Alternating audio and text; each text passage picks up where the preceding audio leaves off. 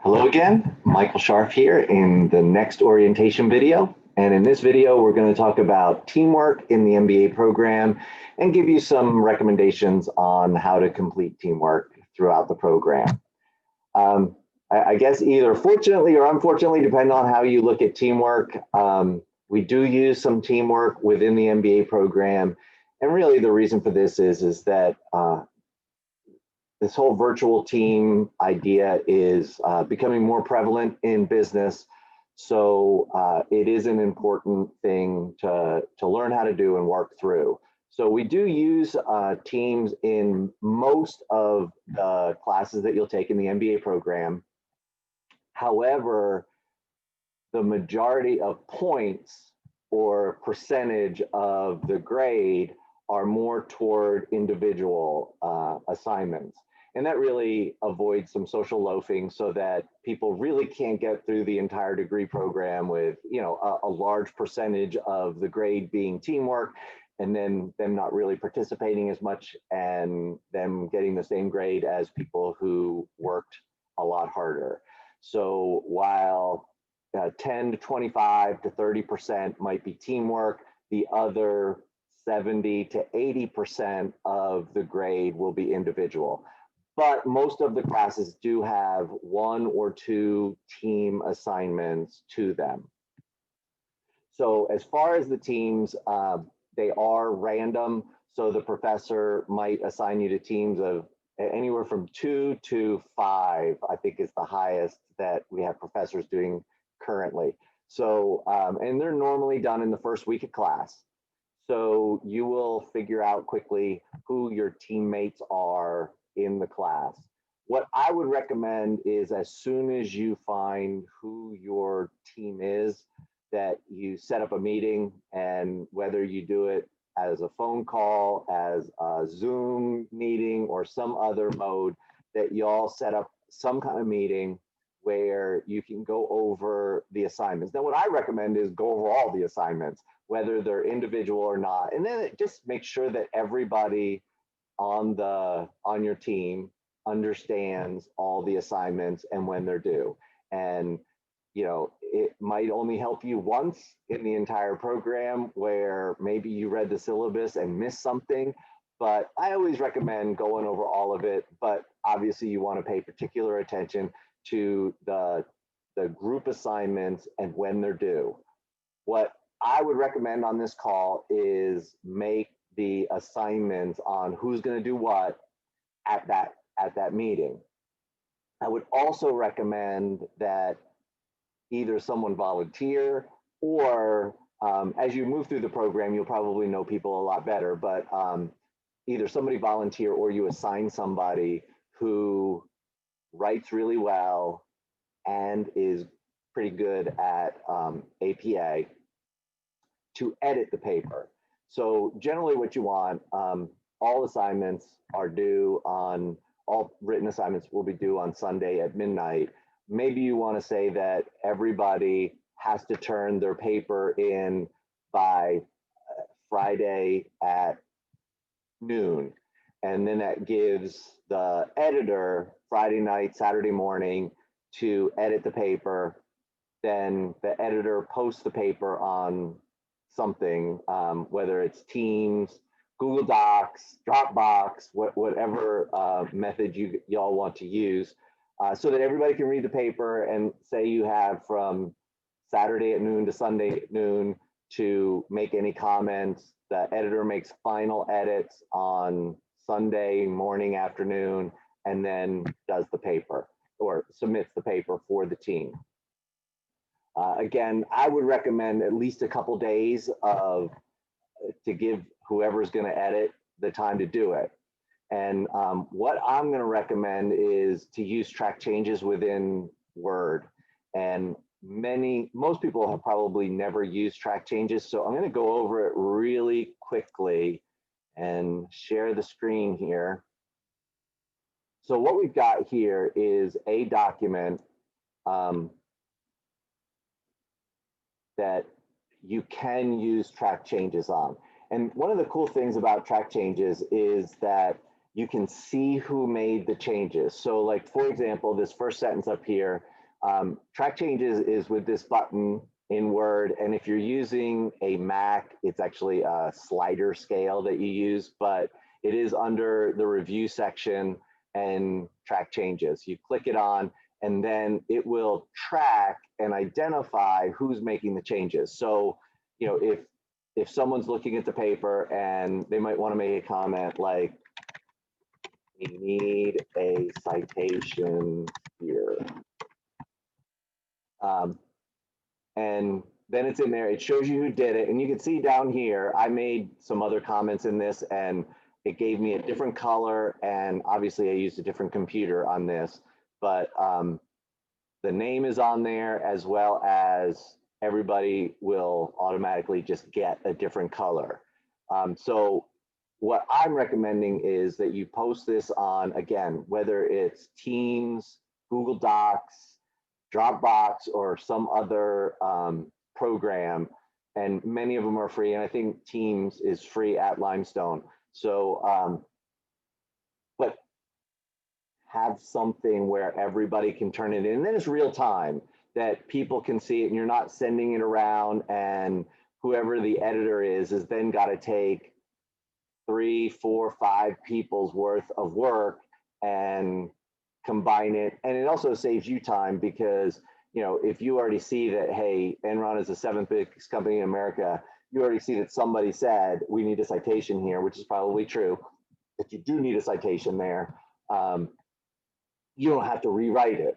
So you walk through this whole thing, and really, like right here, all I did was I put in a comma after the 85. And you can see that there's comments. If you delete something, like let's say we don't want old Jeffrey's first name in there, you can see that I deleted Jeffrey, and it just say lay hired skilling. All right. So what you will end up with is hopefully a document. So if there's 4 people on the team, somebody combined the paper and edited it. And this is a tough thing. The editing process in teamwork is sometimes causes some frustration with people. And I say that because if we've got a team of 4 and I'm one of the people, I may put information that you also put in your section of the paper. Well, if it was just me writing the paper, I wouldn't say the same thing multiple times in the paper. And I guess what I would also go so far as to say that in a team paper, you shouldn't do that as well. So that one of the jobs of the editor is to say, like, actually, if 2 of us put that it was the 7th biggest company in America, we don't need to say that twice. Once in this paragraph and then 3 paragraphs later. As a matter of fact, the professor is probably going to write on there, which I do, say this was already stated. So it only belongs in there once. And what part of the editor's job is not only just corrections, but to remove things or move things. So it could be that this section is somebody else's, yet this is a tough one to say, but maybe I said this better. So maybe the editor takes it out of my section and inserts it in somebody else's. So really that editor is to make a judgment call on where information belongs, and then who said it best. So it might be that you said it best, and but it belongs best in my section, where he's copying or deleting stuff from your area and putting it in mine. And again, this makes the paper better. It can cause some issues because obviously people worked, and if it comes down to be, you know, a paragraph or 2 that, let's say, you know, you're deleting this whole section from somebody's work and inserting it in somebody else's, well, that also means that these 2 paragraphs that I wrote are now no longer in the paper. And perhaps I get upset because I put a lot of work into those sections and you just deleted it. But again, somebody needs to make that call, and it's whoever you assign the editor that kind of makes that call. Additionally, the editor might need to add a sentence or two either to the end of a paragraph or to the beginning of the next one to make the paper flow better. So what I would recommend is whether you perhaps just give the editor, hey, you do the introduction and the editing, so you have a smaller portion, because the editor is going to have to work to make the paper flow and also make calls on what gets inserted where or deleted where. So once the editor's done, post it on one of these programs so everybody can see it.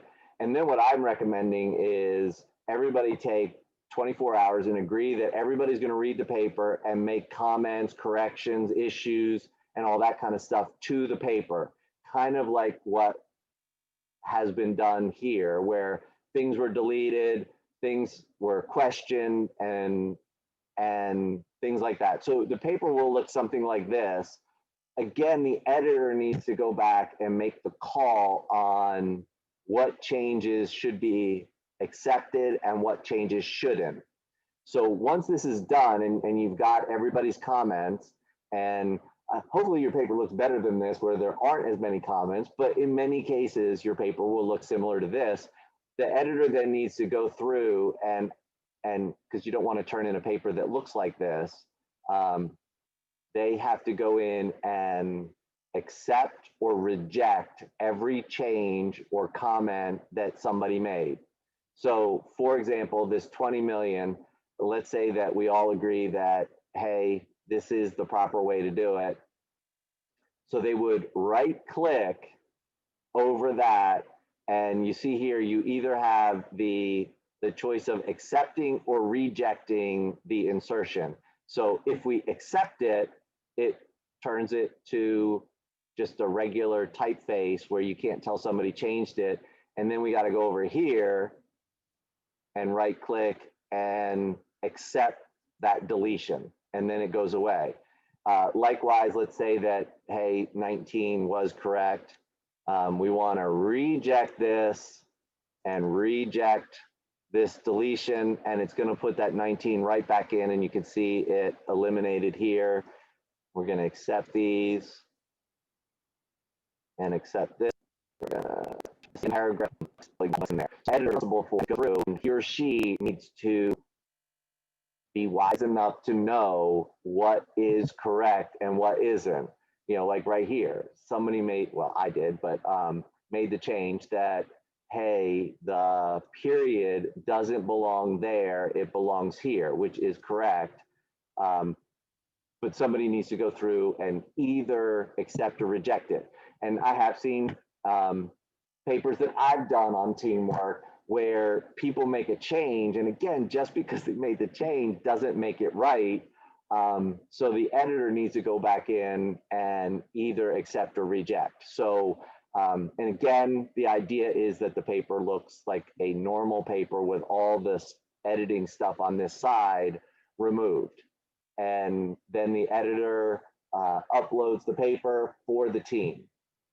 I removed the cover page to this paper because it had students' names on it. But the other thing is make sure that everybody who worked on the paper's name is on the sheet when you do teamwork. So that's basically what I would recommend for teamwork. Again, most classes do have teamwork in them. However, the majority of the grade is not based on teamwork. It's really based on your individual work. Only other thing I would add as a final note is professors are going to give the same grade to everybody unless you identify that somebody didn't participate. Now that can be that you take their name off the cover page, Or sometimes people don't want to take the name off the cover page and they just get with the professor. And if it's just one person, I normally email the other people um, to make sure that this person didn't participate. But if they didn't, then obviously they're either going to get a 0 or a reduced grade. And again, that's generally on the professor to find out what they want to do.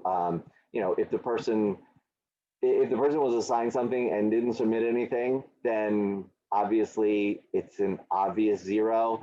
If they participated in, you have 3 meetings and they only participated in 1, and you know, instead of doing the 3 things that they were supposed to, they only did 1. Well, maybe they get a 50 on that grade, whereas everybody else is getting a 92. So anyway, it's rarely a problem in the MBA program. I know it's a rampant problem in most undergrad programs where you have people that don't participate. It's the good news is it's less of an issue in MBA programs, but you do have people with life events going on.